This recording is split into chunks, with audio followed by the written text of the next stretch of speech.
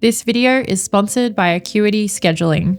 Anyone who dares to share their photography with the world will likely encounter some negativity, especially online. If you've ever felt deeply offended, a little thrown, or totally put off sharing your work with the world due to negative comments, then I am here to help. I have truly seen, heard, and read it all after 4 years of sharing consistently here on YouTube and Instagram. At least once a day, I will receive a comment that is ranging from kind of mean to really mean, whether it's about me personally, my appearance, my voice, my photography, my opinions, you name it, I have heard it all. But I am still here showing up, sharing my work, and not letting it get me down. I've developed some ways to overcome the challenges that negative comments can bring, and I want to share with you a simple process of how you can deal with negative feedback online, in person, wherever you encounter it,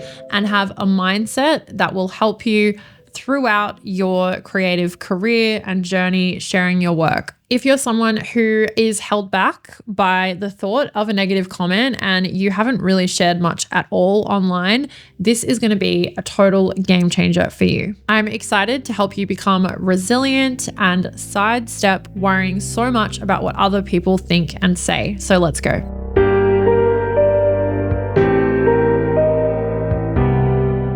Not all feedback is created equally, and therefore it must be judged individually. For most of us nowadays, we are generally sharing our work online. Of course, we might have moments where we're in gallery shows or sharing things in person, but what we have to understand is that those two settings are completely different. We all know that people can be a lot nastier online than they are in person, and considering that most of us are sharing our work on Instagram or other photo sharing platforms, it opens us up to a lot more criticism. Online spaces just tend to breed a lot less constructive feedback, and people say things that they just would never dream of saying to your face. Think about it like this. If you are at a gallery show or opening with a group of friends, you might discuss the work with them, but you're not going to act and speak about it like you would an anonymous person who you can't see online who is hiding behind a keyboard and a screen. So anybody posting their photos has likely come into contact with the following 3 types of commentary,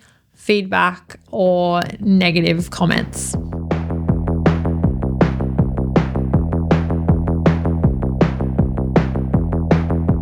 This is a comment that has been put fairly positively and concisely. There's no low blows about things that aren't relevant to your photography. It's not a nasty comment, but it might be pointing something out about some aspect of your photography, your practice, your camera, the way you show up, whatever it may be, but it's considered, and you can tell that the person has taken their time to lay this out to you, and they've tried to think about how it's going to be received on the other end. I do get comments like this occasionally, and I always appreciate it when I can see that someone has gone to the length of actually considering my feelings and treating me like a person. Unfortunately, this isn't the most common one online.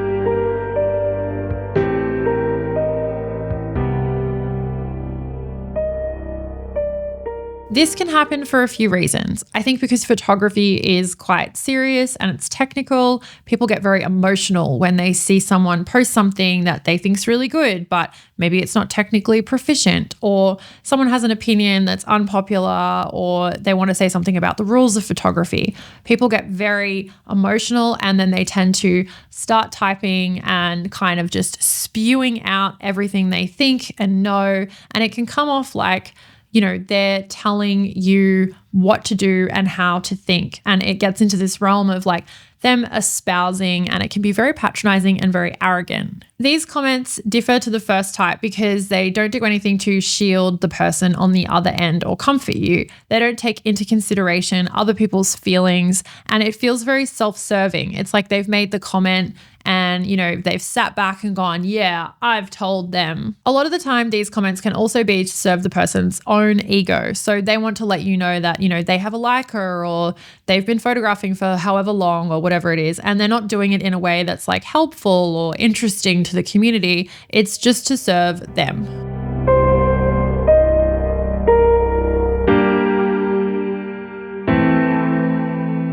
Then we have the third category, which is just plain mean and totally unnecessary. And unfortunately, we do see a lot of this online just in general. I feel like this is what people are most scared of, and it's actually the type of comment that offends me the least, and it's the one that I'm least worried about 4 years in on my internet sharing journey. These comments are ones that you should just be more or less completely disregarding. These are sad, unhappy people who want to go online and offend people and have arguments with them. These are people that don't have the courage to do something themselves, and you will often find this. Like, go and look at anyone who's making a very, very, very mean, cutting comment, especially if they're low blowing about the way someone looks or sounds or just something like that that's got nothing to do with what the person's actually showing up to talk about or sharing their photography.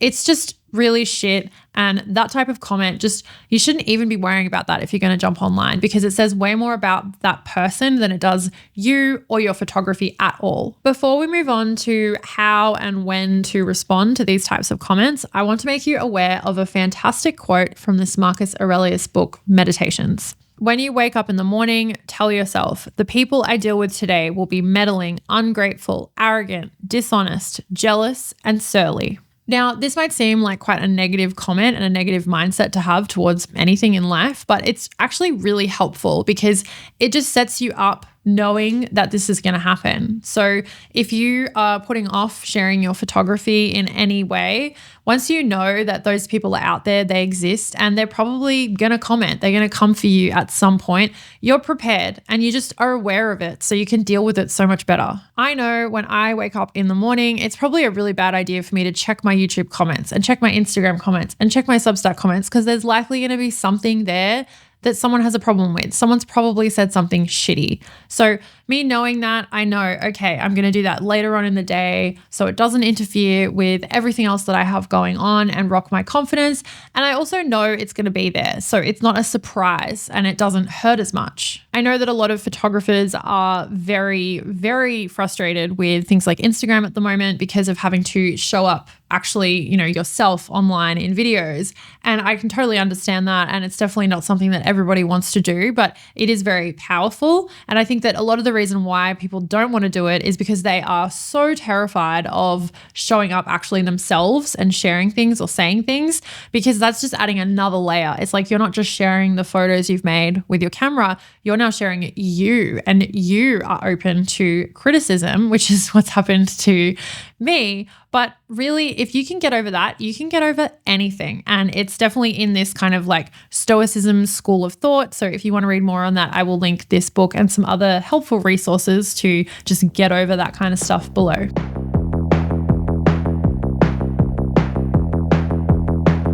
An interesting finding from my 4 years of perpetual sharing online is that I have never, ever had a mean or negative comment come from a peer or a superior, someone who I look up to in the photography or art space. The nicest comments that I've ever had are always from other people who are also trying to do something and they want to lift other people up. So keep that in mind. I find that really interesting, and it's not something I've heard a lot of people say.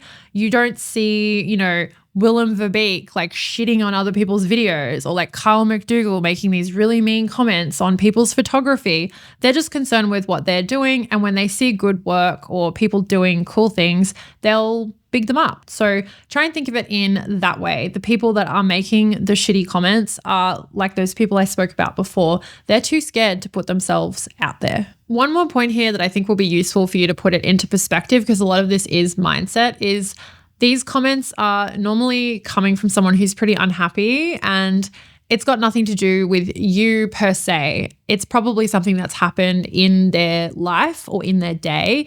And you have to remember, like, these things happen as you move through the world and through life. Like, you're driving along the road, someone's had a bad day, they're going to cut you off. Like, these things happen, and it really says more about them.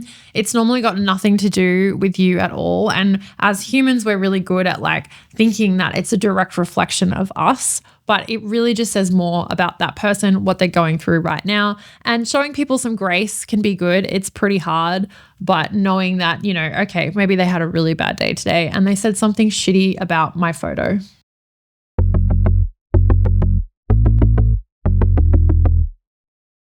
Okay, so now we move on to phase 2 here in this process, which is how and when to respond. The chaos of the online world can lead to you getting stuck in this spiral of replying to mean comments or commenting on other mean comments, or this thread of comments and negativity and arguing, and then before you know it, you've lost like an hour of your life. Entering into this type of behavior can be really creatively draining, and it's likely making you focus more on the negative things, and it's giving you more reasons not to share your photography and is hindering your ability to reach your full photography potential. I once had an email from a viewer of the channel that was so devastating. I had been on YouTube for about 2 years. I think I had a Patreon. I was sharing on Instagram a little bit, and I started offering one-to-one services, and they were priced, very affordably. My following wasn't as big then. They were more geared towards helping people with their photography style or with how to start a YouTube channel and like show up online. It wasn't anything to do with like technical aspects of photography, because I felt that that wasn't my particular strong point and where I could help people. When I opened this email, I remember I was at my mum's house, and it was like someone had kicked me in the stomach, and I was nearly crying just reading like the first part of it. This person just completely tore me down. They were so personally offended that I was offering this service. They said I was an amateur, I didn't know anything, that I was using an OM10, this camera here, and that was an amateur camera, and how dare I think that I can offer any advice or speak on photography, be charging people, and how long he'd been doing it.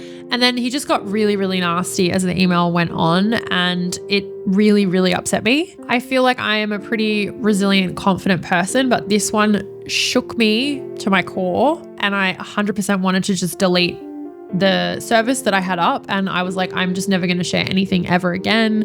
But I quickly realized that that's, not the way to go about it. And I flipped the script a little bit and decided that I did want to reply to this email to let this person know how offended I was and how wrong they were that something like gear and what camera you're using equates to what knowledge you have or how much you can help people, and that those things shouldn't be gatekept. So in this particular situation, I felt like it was really important for me to reply because A, it was private, like to my email. It wasn't this public thing that everyone could read.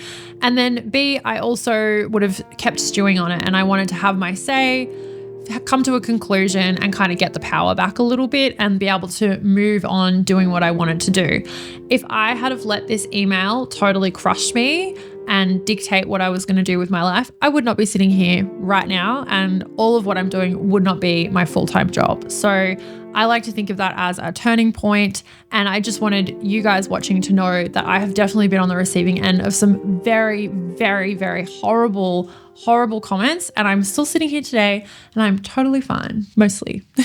I will caveat that with saying, if you are wasting time replying to every single little negative comment that comes your way, you're going to waste so much time, and you're also going to put your energy in the wrong place. So anything that falls into that bullying, harassing, very unnecessary category that we spoke about before, I would not respond. I would block and delete. Just get rid. Don't waste your time, because you won't learn anything here, and you will only embolden them and then put like fuel on the fire and make it worse. So I just have a rule. If someone says something really super mean, it's just a block and delete and a see you later. If something is more thought out and constructive, like what we talked about earlier in the video, someone has a point, even if they are maybe a little bit patronizing or arrogant, or it sounds like that, maybe they didn't mean it to come off like that, but they have a point and they've, actually taken the time to like flesh it out and it feels more conversational, then 100% I will reply. If I have time and I feel like it's not going to lead into a negative train of thought, I will 100% reply and then hope to have a civil conversation with this person. And a lot of the times I have done that, I've actually learned something, or I've realized that this person wasn't being rude at all, because things can get so misconstrued online, which is, I think, probably why it is such a negative space because you can read something in a tone or view it through your lens. It's totally different when you are speaking to somebody in person. This can also go the other way, and you can enter into a conversation with someone and they don't like that you have maybe challenged them, or you've given your input, or, replied and tried to challenge what they're saying, and it can get nasty. If that happens and it ever goes into that territory, block and delete.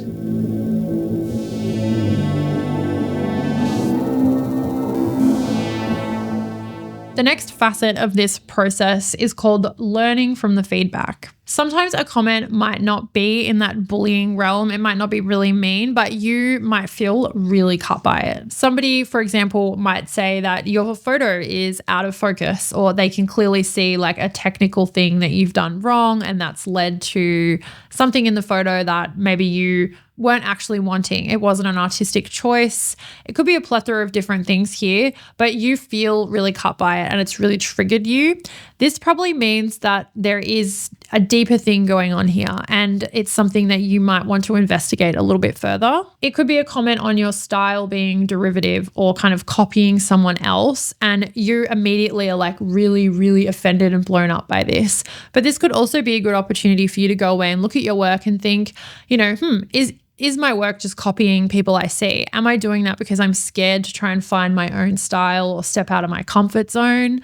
And am I being derivative? And do you actually need to kind of thank this person almost for giving you the push that you needed to address that and then like go out and change it? So sometimes negativity and these types of comments or someone pointing something out to an extent can be a learning experience and can incite a lot of growth for you as a photographer. So they're not always bad. If a lot of your shots are out of focus and it's something you're struggling with, then, maybe it will push you to look and go, okay, what's going on here? Do I need to upskill and like learn or join a workshop, buy a course, whatever it is? And that can be really great. I've definitely had feedback like this mostly on my videos. I've had people say that, they felt like the video didn't really make sense. And I'm like, okay, that means I need to put a lot more time into the scripting and planning stage to make sure that what I'm delivering is actually concise.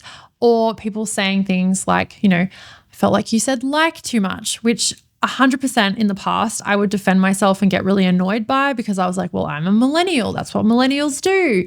But I have really toned that down because I appreciate that people were saying, I really enjoyed the video, I want to keep watching, but I can't keep watching if you keep saying that. So stop it.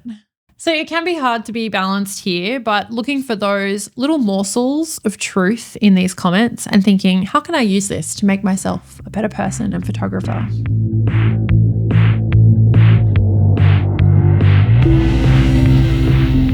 If you are looking for some feedback on your photography that's considered and constructive and kind, or you're looking for help on how to package yourself up online as a photographer because you want to build like a personal brand, or you just want to get more clients and book more work, then I have a service that will help you. I offer a photographer profile review, which is a holistic type of portfolio review, which looks at your work, but also looks at your online presence, your goals, and gives you a little plan of action at the end. So you feel strong going away, knowing what you need to finesse, get rid of, and action. You can easily and seamlessly book in for this service on my website because I have Acuity Scheduling. Acuity Scheduling is an online booking system that offers a full suite of features to make you look professional and manage your clients like a pro. No more endless back and forth with clients trying to book in shoots or appointments. You can simply send them a link straight to your booking page with your available times, and Acuity Scheduling handles the load for you. It's been such a game changer for me, not having to spend so much time stuck in admin tasks. I can let Acuity Scheduling take care of all of those things for me and give me more time for the things that move the needle in my photography business. And it's very affordable. Something else that I love is you can block off when you are busy and add handy things like an intake form that allows you to gather information that you need from your clients to provide a better service. You can change the fonts and colors too, so it's all pretty and on brand. It truly is an all-in-one service. You can easily receive payments, and Acuity Scheduling links up with all the popular payment types like PayPal, Stripe, and Square. It also integrates beautifully with my Squarespace website too. If you're looking for a tool to support you as a creative professional and you want to spend less time on the admin side, I would highly recommend Acuity Scheduling. If you're interested to check it out, you can actually get 20% off. Just head to acuityscheduling.com/Lucy Lumen for a free trial. And when you're ready to launch, use the code LucyLumen20 to save 20% off your first Acuity Scheduling subscription.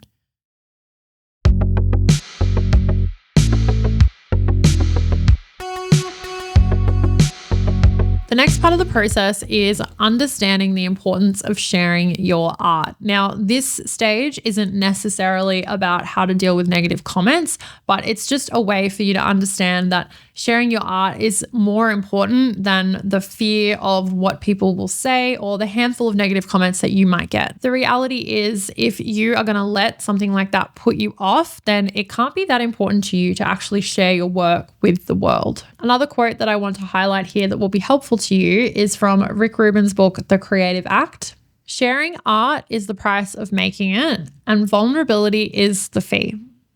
To me, this is the perfect quote for putting yourself out there, because nothing is worth doing without a little bit of fear of what will come of it. If you want to receive that great feedback on your photography and you feel it's worth sharing, then you need to understand that the bad will likely come with it. And in fact, the more you grow and the more you succeed or you reach your goals, the more people will pop up who want to knock you down.